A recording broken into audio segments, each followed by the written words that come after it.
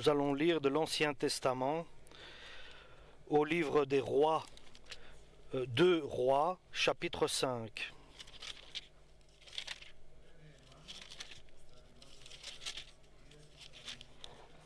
Donc, 2 Rois, chapitre 5. Le général en chef du roi de Syrie s'appelait Naaman. Son maître l'appréciait beaucoup et le traitait avec faveur. En effet, c'était par lui que le Seigneur avait donné la victoire aux Syriens. Mais cet homme, un vrai héros, était lépreux. Or, des pillards syriens qui avaient pénétré en bande dans le territoire d'Israël en avaient ramené prisonnière une fillette qui devint la servante de la femme de Naaman. La fillette dit un jour à sa maîtresse « Ah, si seulement mon maître se présentait au prophète qui est à Samarie, celui-ci le guérirait tout de suite de sa lèpre. » Naaman alla parler au roi de ce que la petite servante israélite avait dit. « Bien, dit le roi, va trouver le roi d'Israël avec la lettre que je te remettrai pour lui. » Naaman partit donc en emportant environ 300 kilos d'argent, 60 kilos d'or et 10 habits de fête. Il remit au roi d'Israël la lettre où le roi de Syrie avait écrit « Je t'envoie mon général Naaman, porteur de cette lettre, pour que tu le guérisses de sa lèpre.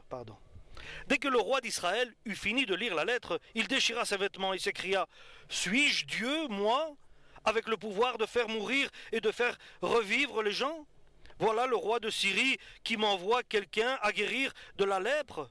Vous voyez bien, il cherche à m'entraîner dans un conflit. » Lorsque le prophète Élisée apprit que le roi d'Israël avait déchiré ses vêtements, il lui fit dire « Pourquoi es-tu pareillement bouleversé ? Cet homme n'a qu'à venir chez moi, et il saura qu'il y a vraiment un prophète dans le pays d'Israël. » Naaman vit donc avec son char et ses chevaux et attendit devant la porte de la maison d'Élisée. Élisée envoya quelqu'un lui dire « Va te plonger 7 fois dans l'eau du Jourdain, alors tu seras guéri et purifié. » Naaman s'en alla très mécontent, disant « Je pensais que le prophète sortirait de chez lui pour se présenter devant moi, qu'il prierait le Seigneur son Dieu, passerait sa main sur l'endroit malade et me guérirait de ma lèpre. D'ailleurs, les rivières de Damas, l'Abana et le Parpar valent certainement mieux que tous les cours d'eau du pays d'Israël. Ne pourrais-je pas m'y plonger pour être purifié ?» Naaman fit donc demi-tour et s'en alla, furieux. Mais ses serviteurs vinrent lui dire « Maître, si le prophète t'avait ordonné quelque chose de difficile, ne l'aurais-tu pas fait? Alors pourquoi ne pas faire ce qu'il dit? Te plonger simplement dans l'eau pour être purifié. » Naaman descendit au bord du Jourdain et se trempa 7 fois dans l'eau, comme Élisée l'avait dit. Et il fut purifié. Sa peau redevint semblable à celle d'un petit enfant. Aussitôt, il revint chez le prophète avec tous ceux qui l'accompagnaient. Il se présenta devant lui. « Maintenant je sais que sur toute la terre, il n'y a pas d'autre Dieu que celui d'Israël. Veuille donc accepter le cadeau que je t'offre. » Mais Élisée répondit « Par le Seigneur vivant dont je suis le serviteur, je t'assure que je n'accepterai rien. » Naaman insista, mais Élisée refusa. Naaman reprit. « Puisque tu refuses tout cadeau, permets-moi au moins d'emporter un peu de terre de ton pays, de quoi charger 2 mulets. En effet, je ne veux plus offrir de sacrifice complet ou de sacrifice de communion à d'autres dieux qu'au Seigneur d'Israël. Seulement je te demande d'avance pardon au Seigneur pour ceci. Quand mon maître de Syrie entre dans le temple de son dieu Rimon pour prier, je dois m'incliner jusqu'à terre en même temps que lui, car il s'appuie sur mon bras. Que le Seigneur veuille donc bien me pardonner ce geste. » Élisée lui répondit, « Tu peux t'en aller en paix. » Et Naaman partit. Amen pour la parole du Seigneur. Syrie, le peuple qui est l'ennemi du peuple de Dieu. Israël a subi beaucoup de souffrances à cause de la Syrie. Mais Dieu, chers frères et sœurs, est amour. Nous le voyons ici.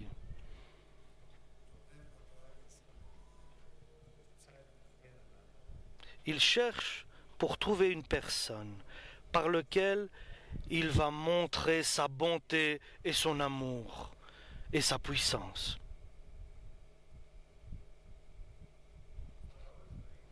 Au peuple d'Israël, il n'y a personne qui a été guéri de la lèpre. Dieu peut guérir même la lèpre. Et l'important est que Dieu est amour, chers frères et sœurs.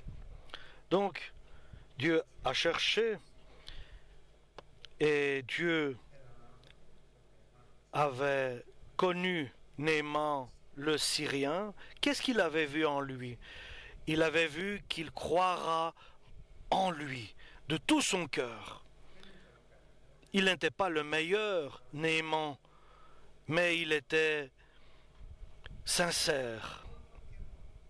Et parce qu'il était connu de Dieu, qu'il accepterait la foi au vrai Dieu, Dieu l'a choisi, Naaman le Syrien. Et Naaman a trouvé grâce aux yeux de Dieu. Et Dieu a donné le salut à la Syrie par lui. Imaginez, frères et sœurs, comment Dieu agit. D'un côté, son peuple Israël, qui le vénère, qui l'adore dans le temple de Salomon, qui sacrifie, qui offre avec des sacrificateurs, des prêtres, des souverains sacrificateurs, et de l'autre côté, il guérit la lèpre de l'officier syrien Naaman. Il cherche avec une grande attention et son regard se tourne vers la Syrie et il voit Naaman, le Syrien. Et il constate que c'est quelqu'un qui est prétentieux, arrogant, sans connaître la parole de Dieu, mais par lui, Dieu peut être glorifié. Et il fait grâce. Et Dieu l'a béni, l'a élevé, l'a recommandé dans le système syrien, et Dieu va agir. Il va faire son œuvre en lui, dans le cœur de Naaman. Il y a des personnes de Syrie qui prennent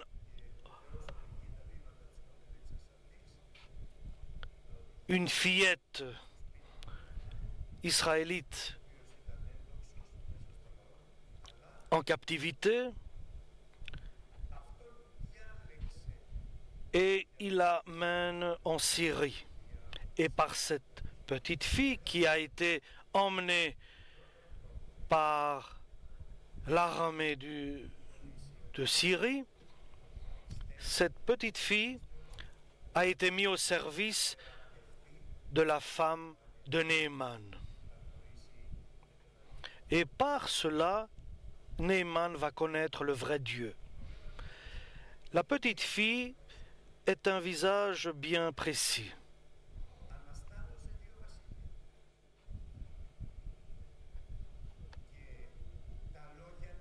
Et ces paroles, des paroles de foi, a soulevé le cœur de Naaman.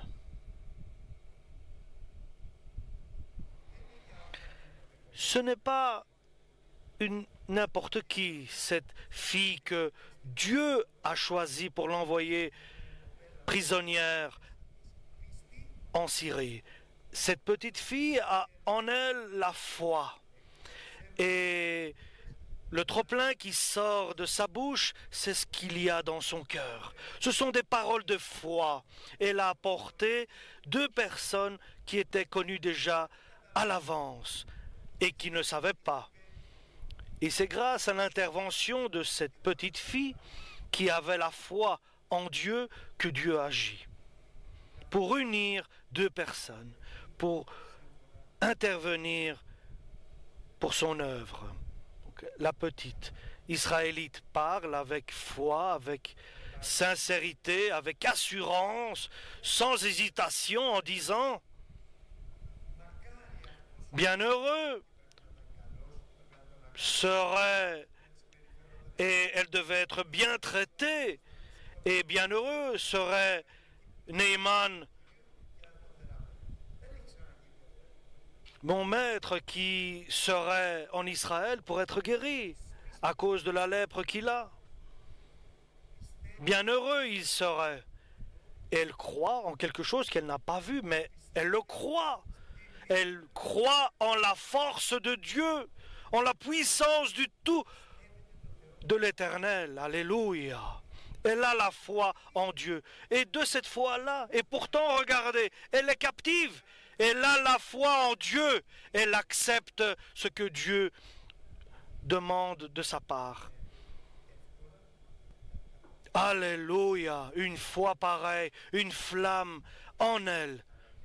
Demandez, vous recevrez, nous dit Dieu. Et il faut désirer cette foi et la force de la foi. Et à la suite, nous dit la force du Saint-Esprit, de comprendre ce que dit à Jésus. Si tu as la foi comme le grain de senef, donc le petit grain, et je dirais à cet arbre ou à cette montagne de tomber dans la mer, et ils obéiraient. Mais avec une foi pareille, Dieu est glorifié. On prouve qu'il est vraiment dans notre cœur et vivant. Dieu est prêt à donner cette foi à celui qui la désire, qui la demande et qui la chérit. Par cet homme-là, Dieu fera beaucoup plus de ce que nous pouvons penser et imaginer. La foi de la simple fillette et la foi de Naaman le Syrien, qui ne connaît pas le Dieu d'Israël. Et Naaman a cru au Dieu d'Israël. Il est allé vers son roi, il lui a dit « Je vais aller en Israël parce que là, il y a un prophète qui guérit la lèpre dont je souffre. » Et le roi accepte la demande de l'officier syrien, car il est bon, il veut le bien de ses sujets, de ses officiers.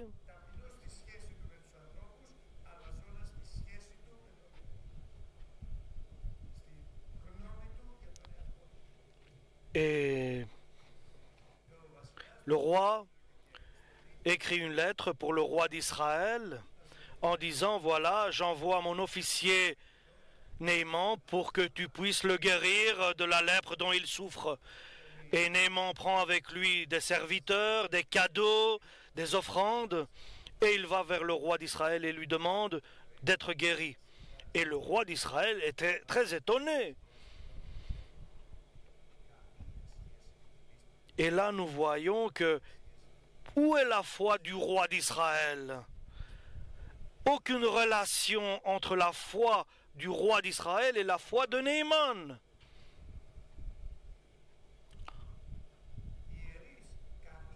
Et les souverains sacrificateurs, les Lévites, les prêtres, le peuple, personne n'avait la foi. Ils avaient perdu la foi, le peuple de Dieu. Et parce qu'ils n'avaient pas la foi, c'est pour ça qu'il ne peut pas comprendre ce que la lettre explique. Il cherche une provocation pour un conflit. Le roi d'Israël pense à cela en lisant la lettre. C'est fausse tout cela, c'est un superfuge. Et Élisée, qui était un prophète d'Israël,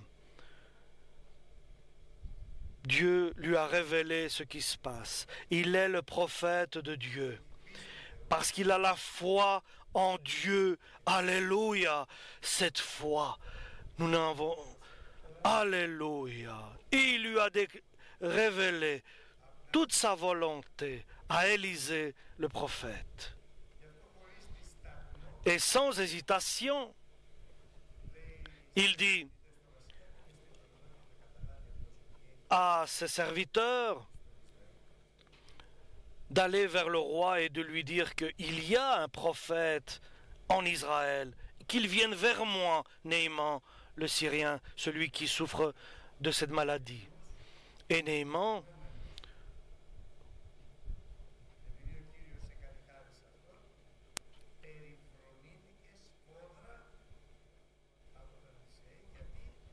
et il est arrivé devant la maison d'Élisée et Élisée n'est pas sorti. Il est resté dans sa maison. Il a envoyé un serviteur pour donner le message de Dieu, pour lui transmettre les paroles de Dieu. Le prophète n'est pas sorti lui-même. Il envoie la parole de Dieu par un messager. Ce n'est pas de croire à l'homme, mais croire aux paroles du Tout-Puissant, du Divin éternel. Ce n'est pas facile. Nous voulons voir, nous voulons regarder. Et la parole nous dit, bienheureux sont ceux qui n'ont pas vu, mais qui ont cru, alléluia, en la parole de Dieu. Et il voit un serviteur qui lui dit, va t'immerger 7 fois dans le Jourdain, le fleuve Jourdain, et tu seras guéri de ta lèpre. Et là, l'officier Naaman s'est posé des questions. Quelqu'un de logique, il s'est dit, c'est quoi cela? Au lieu que le prophète sort et qu'il m'honore, qu'il vienne vers moi et qu'il prie à son Dieu et qu'il mette les mains sur moi et que je sois guéri, et il m'envoie un serviteur. Chers frères et sœurs, un message aujourd'hui. Le Christ travaille, œuvre avec des serviteurs.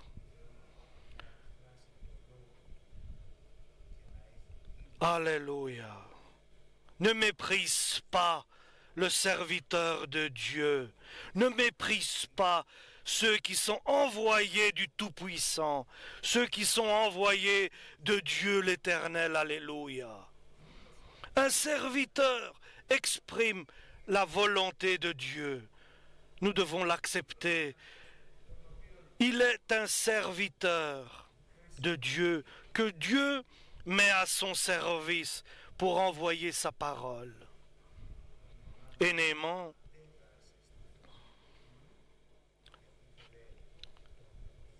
il voulait le prophète et non un serviteur. Il a fait bien sûr une erreur d'estimation. Et Dieu a préparé quelque chose pour lui.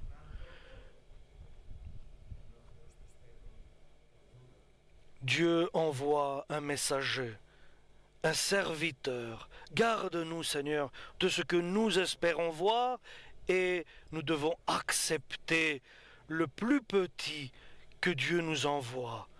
Alléluia. Et les serviteurs de Naaman vont intervenir maintenant pour adoucir son cœur. Si le prophète t'aurait dit de faire quelque chose de beaucoup plus compliqué, ne l'aurais-tu pas fait? Mais fais ce qu'il te demande. Essaye. Va au Jourdain. Fais ce que le prophète a demandé.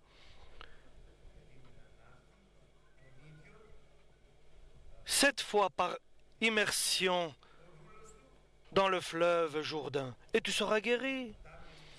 Et l'officier Naaman dit, mais nous avons aussi des fleuves en Syrie, beaucoup plus importants.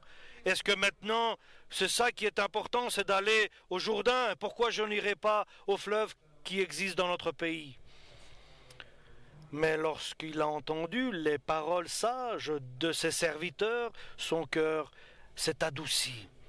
et il est revenu ce que Dieu a voulu qu'il fasse, la foi au vrai Dieu. Il est arrivé 7 fois immersion dans le Jourdain, selon la parole du prophète venant de Dieu. 7 fois, oui, 7 fois. Si Dieu dit 7 fois, il faut le faire. Cela peut-être nous paraît exagéré 7 fois, mais la parole est la puissance de Dieu qui donne le salut. Seulement la parole de Dieu exprime sa volonté. Et la 7e fois, il était pur de sa lèpre. Dieu a été glorifié.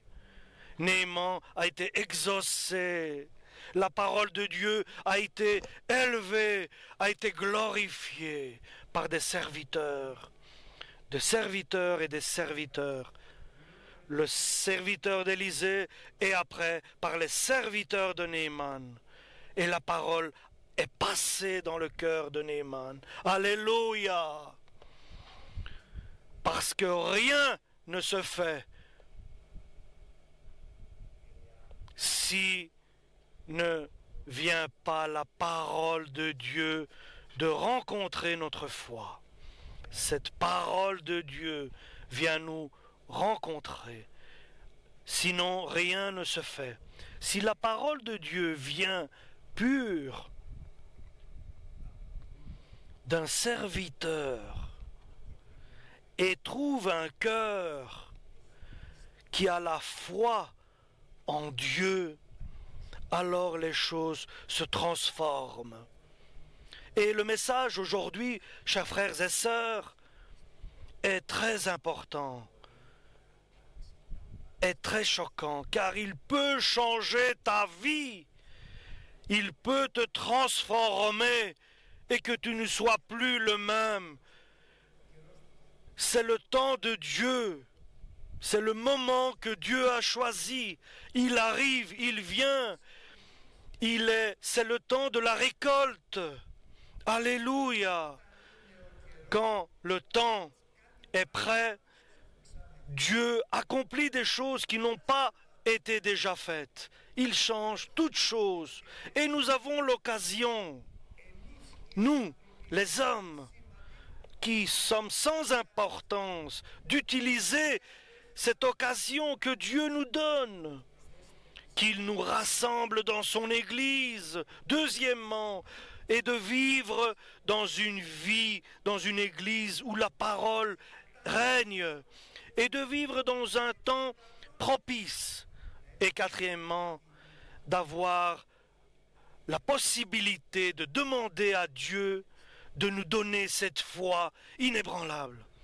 Alléluia! Gloire à Dieu. Nous avons l'occasion de demander. N'hésitons pas de demander à Dieu d'abord qu'il remplisse notre cœur de sa volonté et le désir de la foi en Dieu, de la désirer, de la vouloir, et que notre foi soit comme un grain de sénèf. Nous avons cette possibilité de trouver grâce aux yeux de Dieu. Il suffit de choisir, de vouloir, de le désirer. Cherchons Dieu. Alléluia! Et Naaman, le Syrien, a marché avec respect. Il est revenu dans son territoire, il est revenu vers le prophète Élisée. Maintenant, l'œuvre de Dieu est terminée. Naaman est guéri. Le prophète peut sortir vers Naaman. Alléluia! Il va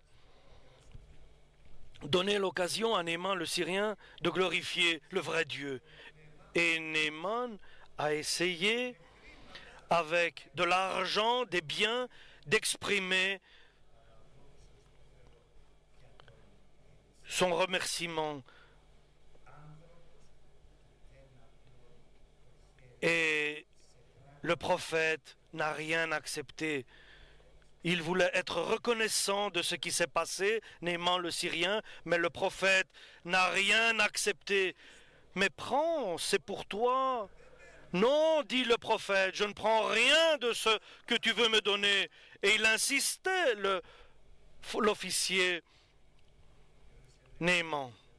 Puisque tu ne prends pas, moi je vais prendre. Alors, que veux-tu que je prenne? Je vais prendre de la terre